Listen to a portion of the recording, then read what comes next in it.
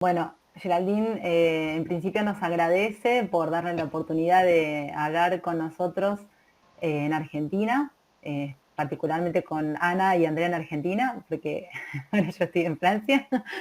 Ella vive en la Normandía, el noreste de Francia, y hizo su formación de aromaterapeuta, eh, que yo recuerde, la había hecho en la École Lyonnaise de Plantes Medicinales, ¿c'est ça? Sí, sí, Sí. c'est ça.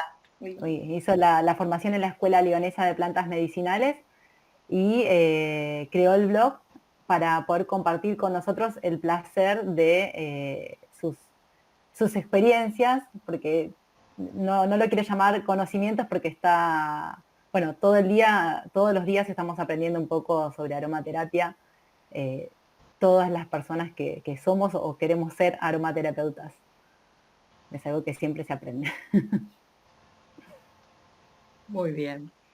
Bueno, desde ya agradecerte esta participación y bueno, lo que yo me acerqué a Geraldine, conocí el blog y realmente me pareció muy interesante todas las notas que tenía y principalmente vimos una nota sobre medio ambiente y bueno, recordando que este mes se recordó el 5 de junio, el Día del Medio Ambiente, nos planteábamos muchas cuestiones acerca del buen uso de los aceites esenciales y cómo el aceite esencial, que parece no tener relación, pero cómo puede afectar el medio ambiente. Entonces, decíamos, cada vez nos preocupamos más por todas estas cuestiones relacionadas con el medio ambiente y hubo en los últimos años un gran auge del uso de aceites esenciales. Muchas empresas multinivel que han tomado esto de los aceites esenciales como un recurso de venta y de gran, diría, de gran impacto económico, como que el marketing está muy metido en todo esto.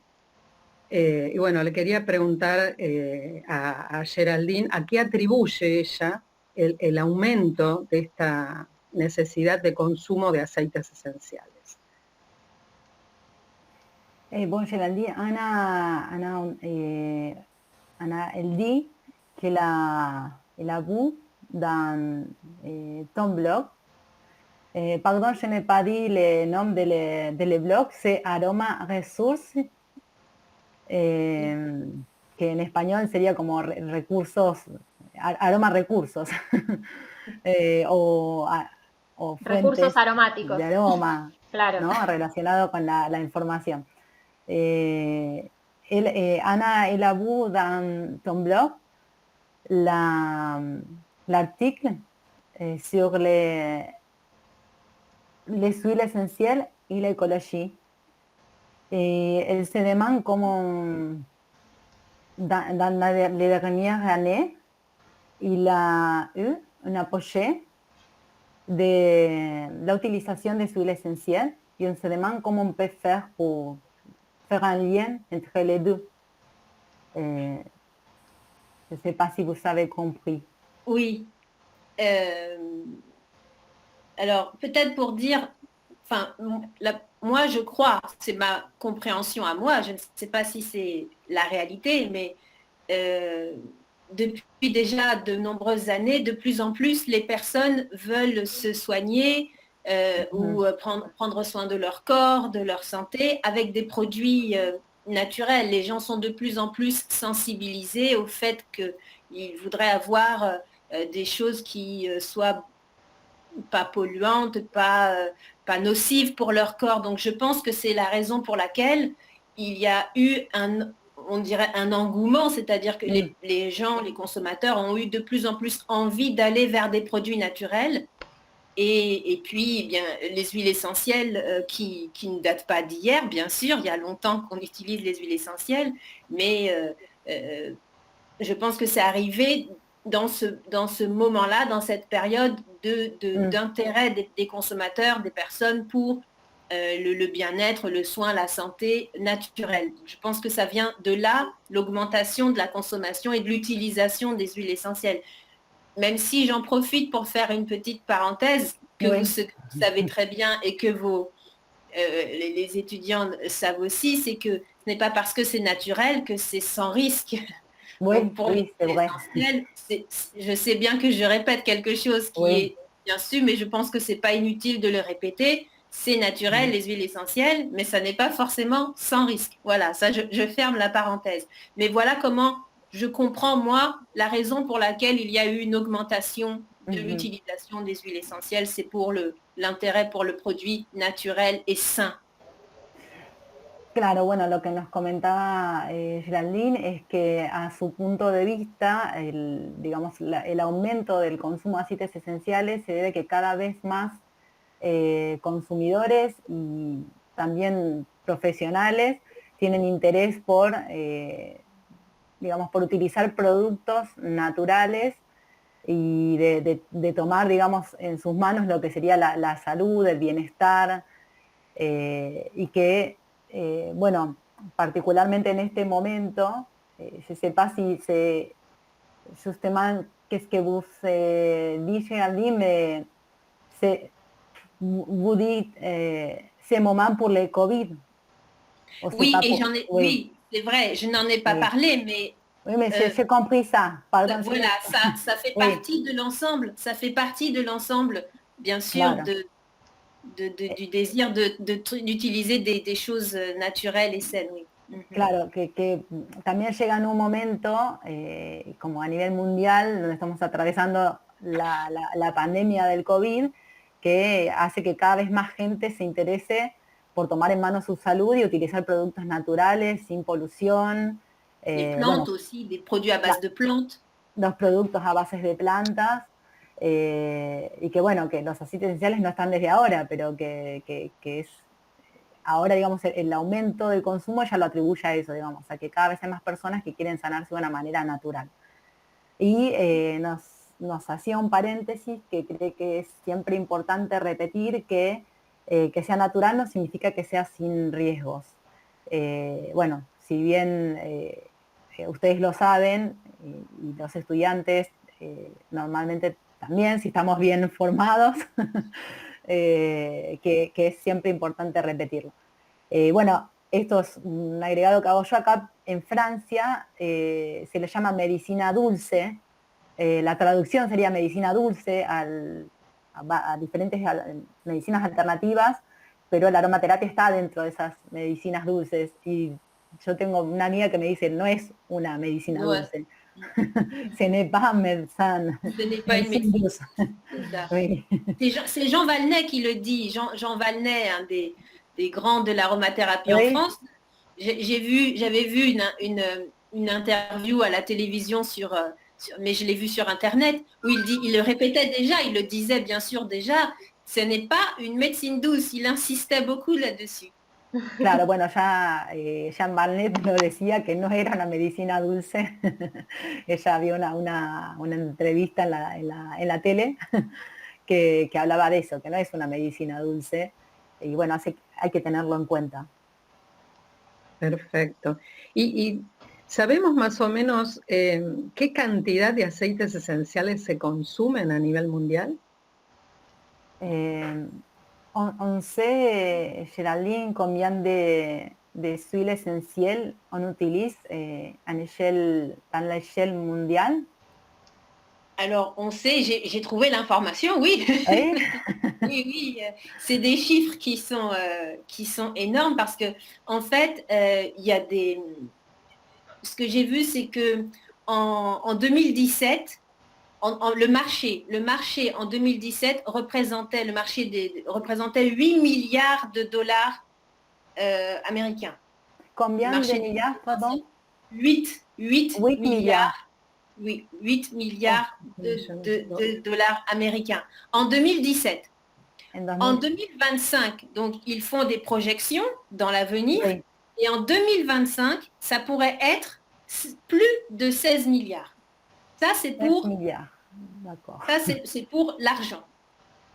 Donc, si vous D'accord. voulez, je vous laisse traduire ça et puis je vous dis la suite. Que en 2017 el mercado era de 8 millardos de dólares y para el 2025 se prevé que sean más de 16 millardos de dólares estadounidenses. Particularmente yo no puedo ni pensar en esas cifras. C'est ça. Me cuesta hasta decirlo. C'est difficile. Alors, prépare-toi Maggie, parce que le chiffre qui vient va être aussi très important. D'accord. Parce que j'ai trouvé que en quantité, donc Oui. en 2017, la quantité d'huile essentielle produite, c'était environ 226 kilotonnes. 226 Kilotonnes. kilotonnes. En 2017, 226 kilotones. Et en 2025, la projection, c'est plus de 400 kilotonnes. Y en 2025 la proyección es de 400 kilotones. Más de 400 kilotones. Wow. C'est des chiffres, Es más del doble. C'est des chiffres qui sont difficiles à se représenter parce Oui. que ces chiffres-là, on ne les utilise pas dans notre vie de tous les jours. Donc, moi, je vous dis le chiffre, mais je n'arrive même pas à me représenter ce que ça peut être. Un kiloton, c'est 1000 kilos. Alors, un kilotonne, ça fait 100... Attendez, je vais regarder, parce que je l'ai écrit pour pas me tromper. Je crois que 1 kilotonne, ça équivaut à 100 000 kilos. Un kilotonne, c'est 100 millions de kilos, pardon. Vous voyez, je me trompe parce que j'arrive pas à faire le calcul. Moi non plus. 1 kilotonne, c'est 100 millions de kilos. Donc, un kiloton son 100 millones de kilos de plantas. Es impresionante. O sea. Es terrible, terrible. ¿Y qué industria es la que más consume aceites esenciales? Quelle industrie c'est la plus consommatrice de huile essentielle? Oui, ça c'est important de parler de ça parce que en fait, il y a les deux grandes industries, c'est la parfumerie et l'agroalimentaire.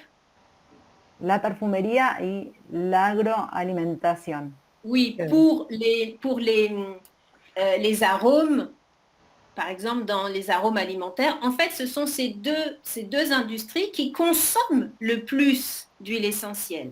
En réalité, le marché, je veux dire, la part du marché que prend l'aromathérapie, l'olfactothérapie, enfin, c'est une toute petite part de ce marché-là. Claro, la parte que ocupa la aromaterapia o la aromatología dentro del mercado mundial es muy pequeña. Sí, es mínima. Qué lástima. ¿Y cómo, pensando en esta cantidad de kilotones, ¿no? de materia vegetal que se utiliza para producir aceites esenciales, ¿cómo afecta esto al medio ambiente? ¿No? Porque toda esa cosecha de plantas, ¿cómo afecta el medio ambiente? Oui, Anna, el demand quand on pense dans combien de plantes on utilise pour la production des huiles essentielles, elle se demande comment ça affecte l'environnement. Alors, je pense qu'il y a plusieurs façons. Personnellement, je me dis que effectivement, de telles quantités ne peuvent pas être neutres sur l'environnement. J'ai l'impression, puisqu'il faut beaucoup d'énergie, ne serait-ce que l'énergie dont on a besoin pour distiller, par exemple. Si vous prenez l'exemple de l'ylang-ylang, alors j'ai oublié quelle quantité il faut, mais il faut plusieurs mètres cubes de bois pour distiller de l'ylang-ylang. Donc, il faut consommer des ressources en bois. Ça, c'est un exemple de l'impact que ça peut avoir sur l'environnement. Une autre façon de voir les choses, c'est par exemple, lorsqu'on parle de culture, lorsque on produit des plantes qu'on va distiller, mais qu'on les produit en culture, en monoculture, comme on dit. C'est-à-dire une seule forme de culture, ça peut avoir un effet sur les sols, par exemple. Ça peut conduire à force à un appauvrissement des sols. Ça peut conduire aussi à un appauvrissement, à une réduction de la biodiversité. Par exemple, vous avez certainement entendu parler de l'organisme, le CITES, qui répertorie les plantes qui sont en danger, pas seulement les plantes, mais aussi la faune et la flore, qui sont, oui, c'est ça, qui sont en danger parce qu'on les exploite trop.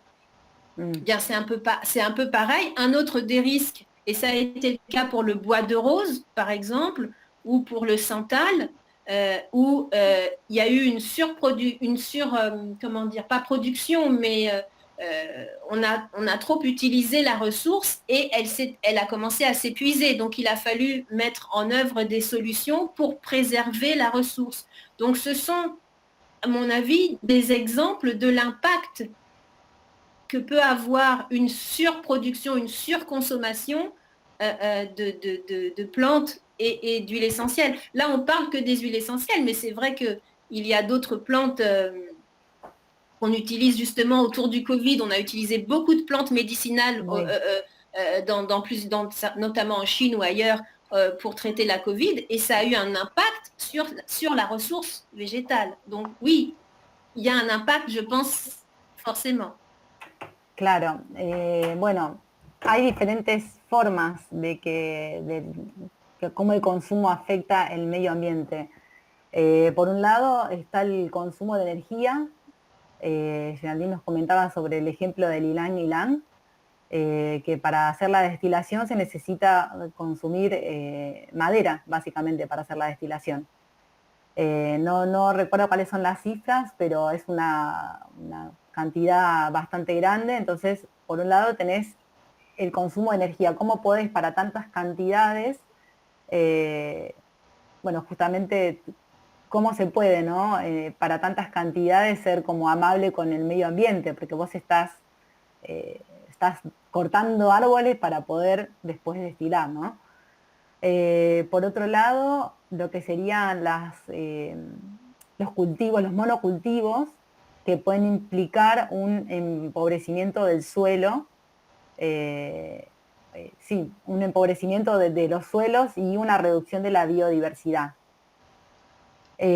También, bueno, ella mencionó un organismo que es el CITES.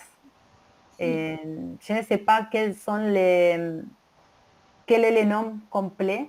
Je ne l'ai pas mémorisé. Pardonnez-moi, j'ai oublié. C'est une organisation non gouvernementale, organisation internationale qui répertorie.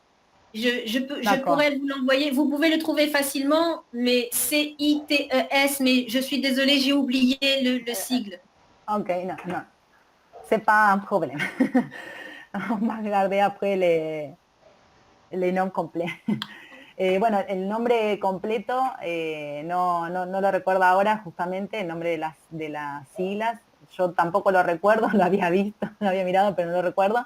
Pero es un organismo no gubernamental a nivel internacional que registra las plantas, bueno, la flora y la fauna en peligro de extinción, y que, bueno, está justamente mirando por esto, ¿no? De cuidar las plantas que están en sobreexplotación. También Geraldine nos mencionaba sobre el caso de la bois de rose, que no sé cuál es la traducción exacta en español, que es madera de rosa, Ana. Palo de rosa debe ser. Palo de rosa. Y quel est l'autre exemple, Geraldine, que vous nous avez dit, de bois de rose y de santal. El santal. Y el sándalo. Sándalo. Todos en peligro de extinción. Perdón, hago referencia a lo que es CITES, es Convención sobre el Comercio Internacional de Especies Amenazadas de Fauna y Flora Silvestres. Gracias, Andrea. De nada. Gracias. Claro, todas especies en peligro de extinción, y que, si bien entendí, si tuvieron que tomar medidas para poder justamente reproducir estas plantas porque hubo tanto empobrecimiento del suelo que no se podía, no podían reproducirse de por sí solas. Je sais pas si j'ai bien compris, Géraldine. ¿C'est ça? No digo que cuando el cultivo no rota, cuando se planta una sola especie durante muchísimo tiempo, el suelo se empobrece.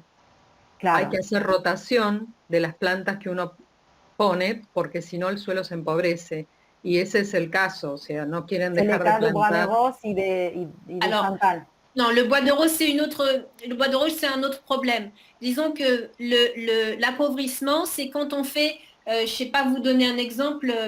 Par exemple, vous faites que de la lavande pendant des années au même endroit. Si bon, il va falloir nourrir le sol pour qu'il reste fertile. C'est un exemple que je prends là. Je ne dis pas que c'est ça, mais l'idée, c'est que si on maintient la même culture sans rotation, sans renouvellement, alors il y a un appauvrissement des sols. Mais ça ne concerne pas le bois de rose et le santal. Là, ce sont des exemples de ressources qui sont en danger parce qu'elles ont été surexploitées. Ça, c'est un autre exemple de l'impact de la surconsommation sur la ressource. C'est quand on l'exploite trop et donc on l'appauvrit. Claro, por un lado está el empobrecimiento de los suelos, que es cuando no hacemos rotación de un cultivo. Nosotros en Argentina lo conocemos bien con la soja. Y por otro lado está la sobreexplotación, que esos eran los ejemplos que daba del palo de rosa y del sándalo. Perfecto. Que es otro ejemplo de qué pasa, digamos, cuál es el efecto sobre el medio ambiente cuando consumimos sin cuidado, digamos. Hay otra cuestión que preocupa y es, dijo Geraldine, que las dos industrias que más usaban los aceites esenciales eran la perfumería y la alimentación. En perfumería, por ejemplo, se destila en forma fraccionada. ¿Qué quiere decir eso? Los aceites esenciales tienen distintos componentes y cada componente tiene un aroma distinto. Entonces, cuando nosotros hacemos una destilación integral, tenemos una destilación completa del aceite esencial con todos sus aromas. Pero en la perfumería hay aromas que se quieren descartar del aceite esencial. Por ejemplo, en el ylang ylang que ella mencionó, se hace una fracción, entonces se destila una parte para sacar ese aroma que gusta y el resto... No sé cómo, eso también afecta al medio ambiente, porque es como una destilación fraccionada que hace que el consumo sea mayor, me parece. Oui, Géraldine, Anna, elle dit que dans l'industrie de la parfumerie est utilisée aussi la distillation fractionnée. Je ne sais pas si vous connaissez ça. Oui, c'est pour obtenir une seule molécule isolée et décarter des autres. Pour obtenir, je ne sais pas, jusqu'à un aroma spécifique. Et ça, Anna, elle pense que ça affecte aussi l'environnement parce que elle pense que ça démarre beaucoup plus de matière végétale, demande plus de matière végétale que la distillation normale. Qu'est-ce que vous pensez de ça, de la distillation fractionnée? Alors, bon, je ne connais pas très bien la parfumerie, c'est pas vraiment mon domaine.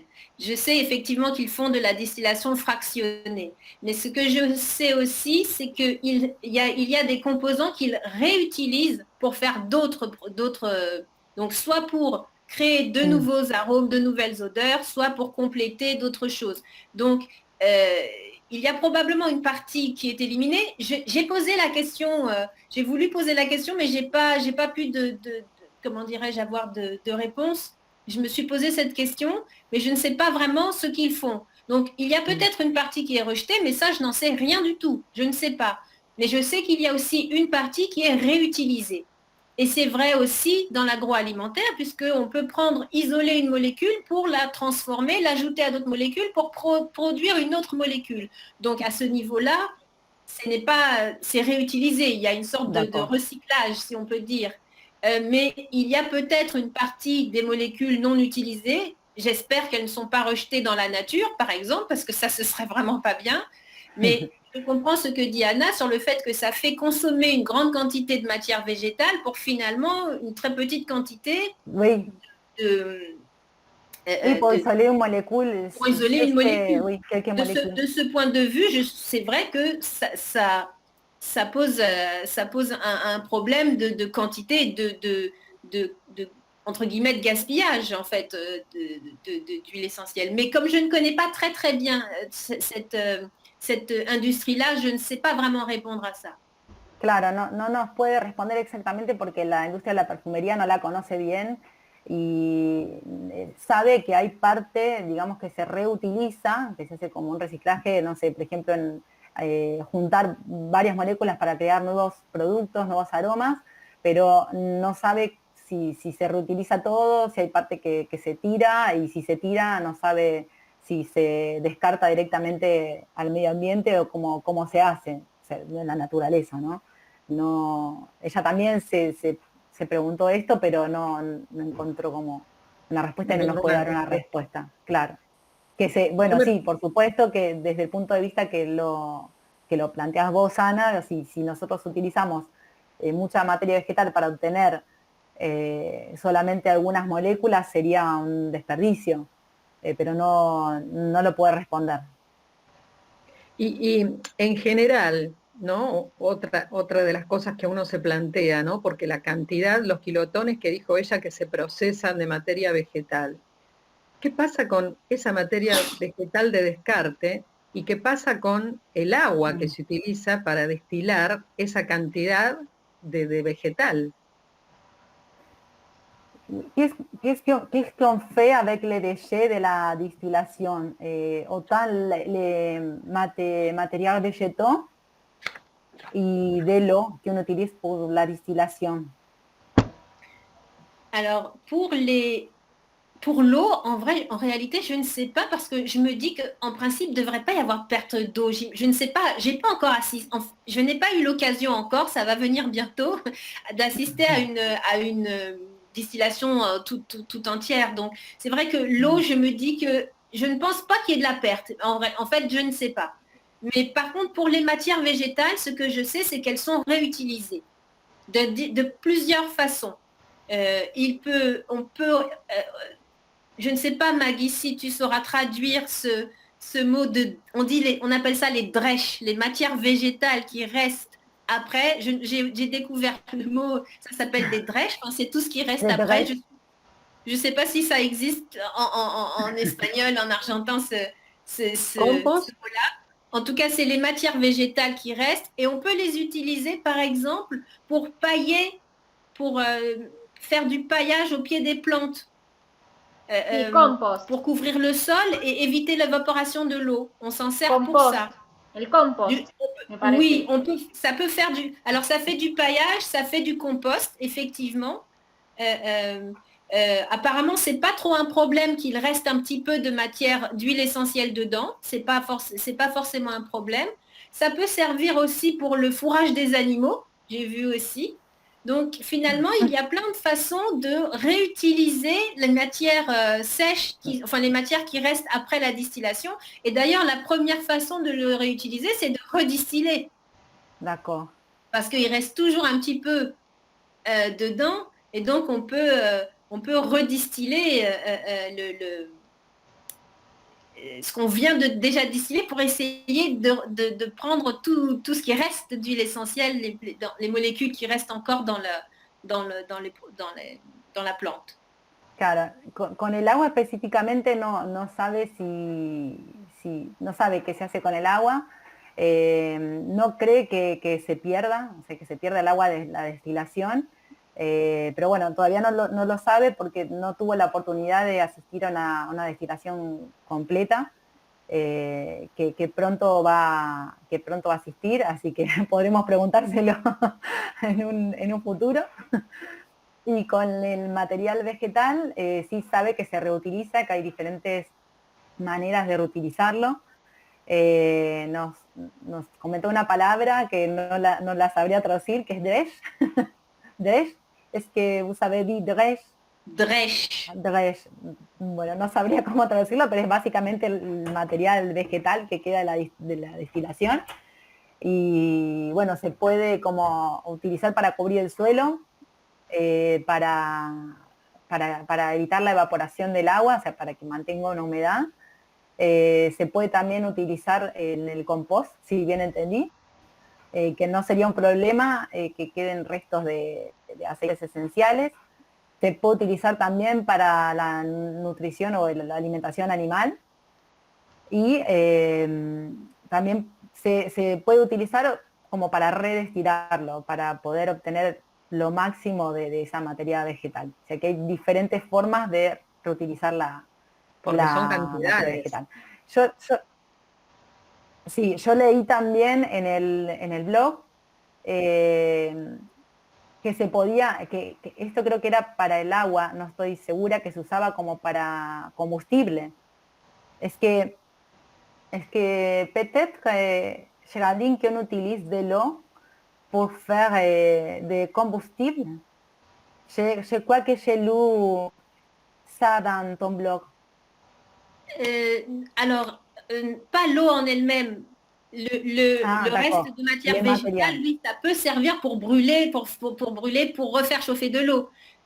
Oui, ça peut servir aussi. Par contre, ce qui serait vraiment pas bien, c'est de le faire brûler comme ça dans la nature et de laisser les matières s'évaporer. Ça, ce serait pas bien, partir en fumée. Parce que là la combustion, ça produit des molécules nocives.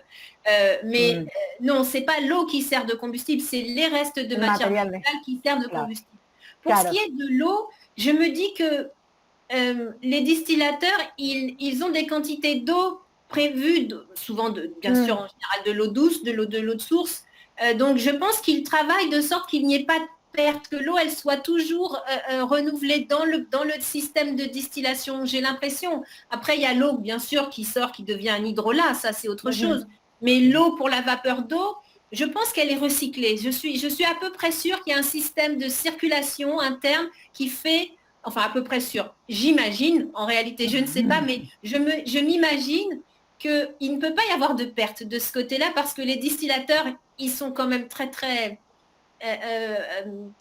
attentifs à ne pas gaspiller et à réutiliser tout ce qui est possible. Donc à mon avis, ils ont un moyen de réutiliser l'eau pour la vapeur d'eau. D'autant qu'il y a des machines maintenant, les tout petits distillateurs utilisent effectivement du bois, etc. Mais maintenant, c'est souvent des machines qui produisent de la vapeur.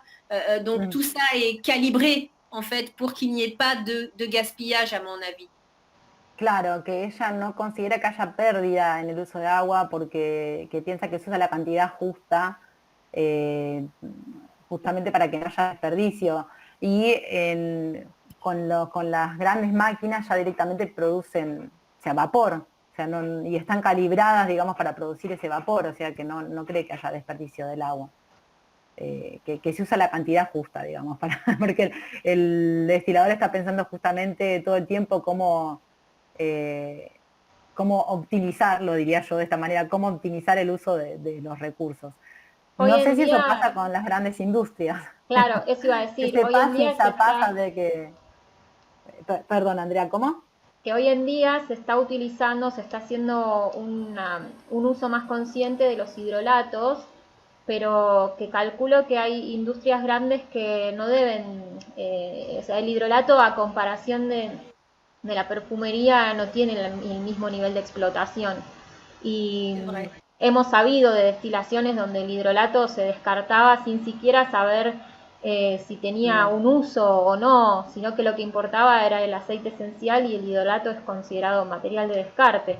Por suerte hoy en día, acá en Argentina por lo menos, está habiendo un uso más consciente del hidrolato y está como más, se está empezando a consumir más, pero a comparación del consumo del aceite esencial es como todavía muy, Mínimo. muy chiquito, ¿no?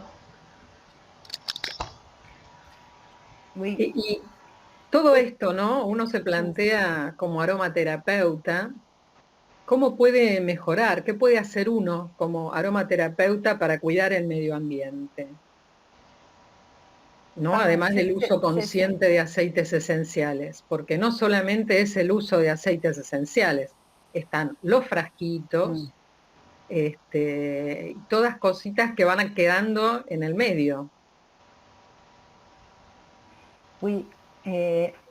Anna elle se demande qu'est-ce qu'on peut faire pour réduire l'impact de la utilisation des huiles essentielles et pas seulement des huiles essentielles. Qu'est-ce qu'on fait avec les flacons des huiles essentielles qu'on termine, que je n'utilise pas? Qu'est-ce qu'on fait avec ça? Parce que ça, évidemment, peut avoir un impact aussi sur l'environnement. Alors, je ne sais pas comment font les praticiens. Il y a dans chaque pays, il y a des recommandations pour éliminer certains produits. Donc, par exemple, si on a des grandes quantités, j'imagine qu'on peut se rendre à la déchetterie de près de chez soi pour se débarrasser peut-être des flacons. Mais il y a aussi des personnes, alors je ne sais pas, on peut avoir des systèmes comment dirais-je, de recycler ses propres flacons en les stérilisant, par exemple. Ça peut être aussi, j'imagine, une façon, je ne sais pas si c'est bien de le faire, mais ça peut être une façon aussi de recycler ces produits. Par exemple, quand il y a des restes d'huile essentielle, quelqu'un me disait, et d'ailleurs ça m'arrive de le faire aussi, c'est que les restes, on le met dans un autre récipient et puis on s'en sert pour, je ne sais pas, faire du ménage à petite dose, évidemment, hein, mais c'est une manière de ne pas les jeter, mais de les réutiliser pour quelque chose. Alors, est-ce que ça peut être pour le ménage avec les restes de flacons quand il reste juste ça au fond et qu'on ne peut pas s'en servir. Ça peut être, comme je disais, peut-être réutiliser ces flacons en les stérilisant, ça peut être aussi, j'imagine, une possibilité. Parce qu'il y a une chose quand même qu'il faut rappeler tout à l'heure, je disais que le marché, enfin l'aromathérapie, l'olfactothérapie ne représente que 2% du marché global. Donc, ce que ça veut dire aussi, c'est que c'est vrai que c'est important d'être conscient de ce qu'on fait, et de le faire bien, mais on va pas, c'est pas la peine non plus de se diaboliser. J'ai réfléchi à ça après parce que je me disais, mais c'est important, il faut faire attention, il faut être conscient, et c'est vrai, mais quand on remet les choses à l'échelle, il faut voir ce que fait l'agroalimentaire et ce que font la parfumerie, et voir que l'aromathérapie, c'est 2% du marché, et que la plupart des aromathérapeutes, des distillateurs, qui sont à une petite échelle, ils sont vraiment conscients. Ils font les choses en conscience. Ils sont, comment dire, soucieux de l'environnement et de la qualité de ce qu'ils font. Donc, faire attention, oui, mais ne pas diaboliser non plus l'aromathérapie parce que c'est pas elle qui finalement crée le plus de problèmes au fond. Mais, encore une fois, je pense que c'est quand même important, même si une fois qu'on a dit ça, d'utiliser les huiles essentielles consciemment, c'est-à-dire est-ce que je vais avoir besoin d'avoir 50 flacons d'huile essentielle? Peut-être c'est pas nécessaire d'avoir 50 flacons parce qu'en réalité, on ne se sert pas de la moitié finalement. De se demander effectivement comment on réutilise. Alors comme j'ai dit, est-ce qu'on stérilise ses propres flacons pour quand on fait son usage pour soi-même, je veux dire, quand c'est de l'aromathérapie familiale. Les professionnels ont peut-être d'autres manières de faire, de se débarrasser des flacons vides, de les emmener à la déchetterie. Je ne sais pas comment ils font. Chaque pays après aussi a aussi ses réglementations sur la... et puis il y a aussi des choses écrites sur les flacons. Parfois, il y a des directives qui sont indiquées sur les flacons pour dire voilà ce que vous devez faire de votre flacon vide. Donc, Est-ce que vous avez trouvé dans quelques flacons en ça que France, vous avez dit? J'ai pas Non. trouvé. Je ne sais pas s'il y a ailleurs, parce que j'ai l'impression que dans les pays anglo-saxons, ça se fait plus. Mais moi, à part les recommandations, je veux dire, hein, les recommandations Oui. d'utilisation, ça oui. Mais comment on fait pour recycler après, j'ai Oui. pas vu. Je ne vois pas, j'ai pas vu ça beaucoup en France. Je ne sais pas si vous les voyez dans les flacons en En Argentine. Argentina, pas en Argentina. Non. Moi, Ana, no sé si vos viste alguna vez recomendaciones de qué hacer con los frascos vacíos de aceites esenciales en Argentina. No, O generalmente que las tengas... recomendaciones son para todos los vidrios, en general, que se recomienda poner aparte de la basura como reciclable, ¿no? Sacar en una bolsa aparte. En Francia yo sé que tienen directamente en los edificios separado lo que es materia orgánica, botellas. Aquí no está de esa manera, se está intentando hacer algo, pero yo creo que el hecho de ser vidrio nos ayuda mucho porque el vidrio sí, como dice Geraldine, se puede desinfectar con alcohol al 70 y reutilizar. Claro, perdón, a ese punto voy para no olvidarme.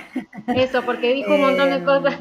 Claro, bueno, que ella cree que no sabe exactamente cómo funciona, pero que ella piensa diferentes maneras para reutilizar los frasquitos, que podemos esterilizarlos, que comentaba Ana, para poder reutilizarlos, o que los restos de aceites esenciales que quedan, cuando ya no te podés servir de las gotitas para hacer una sinergia, una preparación, que podés meterlos dentro de productos para poder hacer la limpieza en bajas dosis, por supuesto, pero sería una forma de reutilizarlo. Bueno, esas son maneras que ella ve que nosotros, como usuarios, podríamos, digamos, utilizar para reciclar.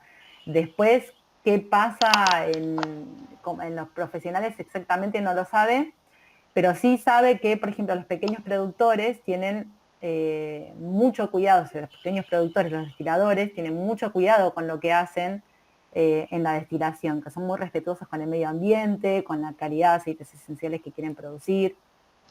No pasa así con las grandes industrias, ¿no? Pero lo que ya se planteaba también es que no hay que diabolizar la aromaterapia, la aromatología, porque cuando uno va a la escala mundial de lo que representaría la aromaterapia dentro del mercado mundial, justamente es solamente un 2%, que lo que habría que, o sea, no hay que diabolizar a la aromaterapia, sino que también sí hay que ser consciente de lo que hacemos, pero no diabolizarlo, ¿no? Porque lo que habría que preguntarse realmente es qué hace la industria agroalimentaria, qué hace la perfumería con los desechos, que son los que ocupan la mayor parte del mercado.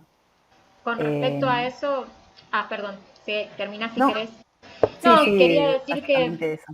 que me parece que la actitud no tiene que ser tanto con el rol del aromaterapeuta en sí, sino de uno como consumidor en general, porque los aceites esenciales los consumimos justamente a través de la industria agroalimenticia y a través de la perfumería. Entonces quizás lo que hay que cambiar es la mentalidad de consumo que uno tiene y tratar de volcarse al consumo de productos locales, ¿sí? Y de productos agroecológicos o que sean lo más agroecológico posibles, y tratar de no consumir ese tipo de alimentación o ese tipo de perfumería que utiliza mal los recursos naturales. Tratar de buscar empresas, o no empresas, productores que realicen una producción a conciencia del medio ambiente. Creo que hay que cambiar la cabeza como consumidor, no tanto como siendo aromaterapeuta o no. Bien sûr. Oui, on doit réfléchir sur notre propre consommation des huiles essentielles parce qu'on achète des huiles essentielles dans la grande industrie, dans la parfumerie, et ça, c'est pas une bonne façon d'utiliser les huiles essentielles On doit chercher les petits producteurs ou des producteurs locaux pour faire une meilleure utilisation des huiles essentielles. Oui, je suis d'accord. Quand moi je parle, je m'aperçois que je parle comme quelqu'un qui a fait le pas d'aller vers des producteurs locaux, petits producteurs qui prennent soin, bien sûr, comme quelqu'un qui n'utilise pas de parfum industriel. Donc, mais c'est vrai. Donc pour moi c'est évident. Mais ce que dit Andrea est vrai. Bien sûr, ça suppose d'être de changer son comportement. Et j'avais donné l'exemple dans l'article, j'avais parlé de cette espèce de cigarette. Oui, euh, oui.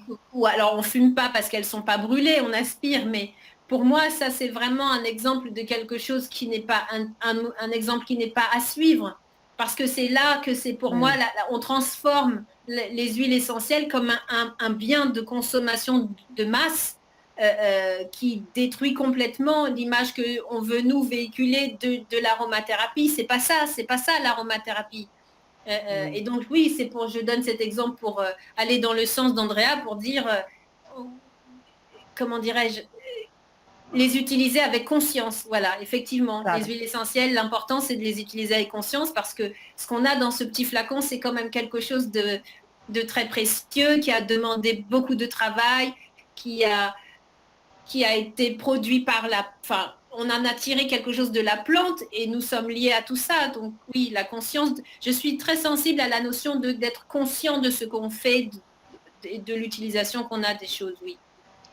Claro, bueno, sí, está completamente de acuerdo con vos y justamente en el artículo de aromaterapia y ecología, de aceites esenciales y ecología que ya tiene en su blog, di el ejemplo de los cigarrillos que están, bueno, hechos con aceites esenciales, justamente para ir en este sentido, de que hay que ser consciente y que no es un ejemplo a seguir, porque eso es lo que hace que los aceites esenciales se vuelvan un producto de consumo de masa, y no es como la imagen que los terapeutas quieren dar o queremos dar sobre el uso de los aceites esenciales y de la aromaterapia. Además, asociarlo a un cigarrillo, algo nocivo. Non, on associait les huiles essentielles à une cigarette, c'est pas une chose de bien-être, enfin. C'est exactement ça. C'est vraiment très pervers, hein. Cette Oui, publicité, elle m'a beaucoup choquée, parce que je trouvais qu'il y avait quelque chose de pervers dans ça. Cette association-là, en prétendant faire du bien-être et remplacer j'ai trouvé ça très bizarre. Ah oui. sí, es muy, muy raro porque hacer justamente ese enlace entre fumar, que es algo, bueno, nocivo para la salud de por sí, y los aceites esenciales, como lo encuentro perverso, básicamente. Totalmente, compartimos. Otra cosa con respecto a la utilización de aceites de uso local también tiene que ver con toda la contaminación que se genera en el transporte. Y no solamente hablando de aceites esenciales, ¿no? De todo lo que consumimos. Cuanto más lejos está lo que consumimos, más energía y más recursos se gastaron en traer eso hasta acá. Entonces por eso siempre nosotras hacemos hincapié desde el instituto en el consumo cada vez más a conciencia de aceites esenciales locales. Estamos consumiendo aceite en Argentina, por ejemplo, aceite esencial de limón que viene de California. Nosotros somos uno de los mayores productores de aceite esencial de limón, la Argentina. Pero ese aceite esencial se exporta. Y a su vez, como consumidores, terminamos comprando un aceite esencial de limón que viene de California. Eso también genera contaminación, eso no es sustentable. Y ya el hecho de preguntarse de dónde viene el aceite que estoy comprando me parece que es fundamental. Tal cual. Oui, oui, on doit réfléchir surtout les choses qu'on consomme finalement, parce que ce n'est pas seul les huiles essentielles. C'est un exemple parce qu'on travaille avec les huiles essentielles, mais les choses qu'on importe de notre pays, ça provoque aussi, ça a aussi un effet sur l'environnement. Andrea, elle dit que l'Argentine, c'est... Oui. Pardon. Oui, c'est bien.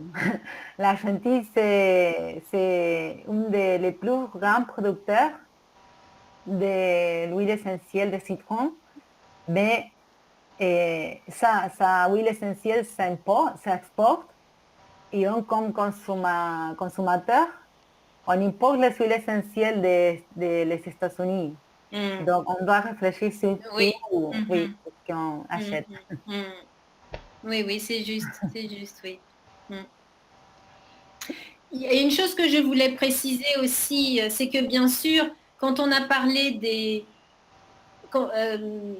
comment dirais-je, des ressources, il y a beaucoup les producteurs, comment dirais-je, il y a beaucoup comment est-ce que je vais le dire, d'actions qui sont menées pour préserver les ressources. C'est-à-dire que, par exemple, il y a, je le dis dans le blog, par exemple en Australie, c'est même et en Inde aussi, je crois que ce ne sont pas seulement des sociétés privées, mais même les États qui se sont organisés pour préserver la ressource en santal, par exemple. Donc, ce que je veux dire, c'est qu'il y a des choses qui sont faites, il y a des choses concrètes. Donc, nous, on est en train de dire, oui, voilà quels sont les impacts sur l'environnement, mais il faut aussi dire qu'il y a des choses qui existent, qui sont faites pour préserver la ressource et qu'il y a beaucoup de gens qui sont conscients aussi de cela, même au niveau des États et au niveau aussi de certaines de petits producteurs ou distributeurs. Il y en a certains qui s'associent avec des organisations, avec des associations pour s'assurer que la ressource est bien utilisée, que même aussi ceux qui vont, les cultivateurs ou les cueilleurs sont correctement rémunérés. Donc je pense que c'est important aussi de dire ça, que de ce que je perçois, il y a de plus en plus et beaucoup de conscience dans la production des huiles essentielles de la part de ceux qui produisent. Il y a toujours des gens qui vont pas faire attention et qui vont qui vont faire n'importe quoi, c'est certain. Mais il y a aussi des personnes, surtout du côté des petits producteurs, qui sont vraiment très vigilants et très, très attentifs à faire des choses de qualité parce que ça va ensemble aussi. C'est-à-dire que lorsqu'on ne se soucie pas de l'environnement, on a aussi un produit qui n'est pas de qualité puisque on va pas prendre les bonnes parties de la plante, on va pas aller au bon moment, on va pas distiller correctement. Donc tout ça est un ensemble et il y a beaucoup de gens qui agissent dans le bon sens. Claro, bueno, que también hay que decir que hay cosas que se están haciendo, no solamente a nivel Estado, sino también a nivel pequeños productores para reducir el impacto sobre el medio ambiente. Da un ejemplo de Australia, c'est l'Australie Australia que está haciendo cosas específicas para proteger el sándalo. Que hay pequeños productores también que se asocian con diferentes asociaciones para asegurarse de que los recursos estén bien cuidados, porque eso obviamente implica también, si uno no presta atención a lo que hace con la destilación, con el medio ambiente, también, digamos, esa es la calidad de producto que va a obtener, ¿no? No va a tener un producto de la misma calidad que si hace la destilación completa, como hablábamos anteriormente, bueno, utilizando bien todos los recursos que tiene a su disposición. Entonces, hace falta decir que de a poco se va tomando más conciencia sobre la producción, la destilación y el uso de los aceites esenciales, que hay gente que va en el buen sentido. Sí, sí, por suerte. Bueno, buenísimo. La verdad no sé si Geraldine quiere agregar algo más. Realmente es muy interesante, es para seguir pensando y bueno, es un tema fascinante. Non sais si quiere agregar algo más. Est-ce que vous voulez dire quelque chose de plus, Géraldine, pour finir notre entretien? Non, là, je ne vois, non, je ne sais pas quoi ajouter d'autre. Merci beaucoup pour cet échange très intéressant. Non, je n'ai rien à ajouter, je crois pas. Merci. Bueno, les agradece mucho, no va a agregar nada por el momento. Bueno, creo igual que está todo dicho, ¿no? Muy completa la entrevista. Gracias, Maggie. Yo lo que voy a invitar a todos los que vayan a escuchar este video es que visiten el blog de Geraldine. Nosotros lo vamos a poner porque realmente esta es una nota, pero tiene muchísimas otras notas muy interesantes, todas para leer, para los que somos apasionados de la aromaterapia.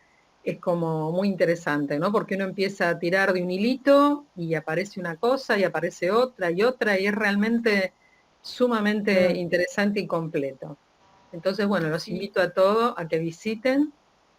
Y bueno, la verdad que agradecerles, agradecerte a vos, Geraldine, desearte unas felices vacaciones porque te vas a descansar unos días, qué maravilla. Pas tout de suite, pas tout de suite. Je vais faire une formation en aromathérapie et après je vais en vacances. Ah, bon. De acuerdo, va a ser una formación un stage. En la escuela. ¿Queda en la école lyonnaise aussi? Non, une autre. Avec la lindo. distillation, oui. Qué lindo, después nos va a contar de Formación en eso. destilación. Sí.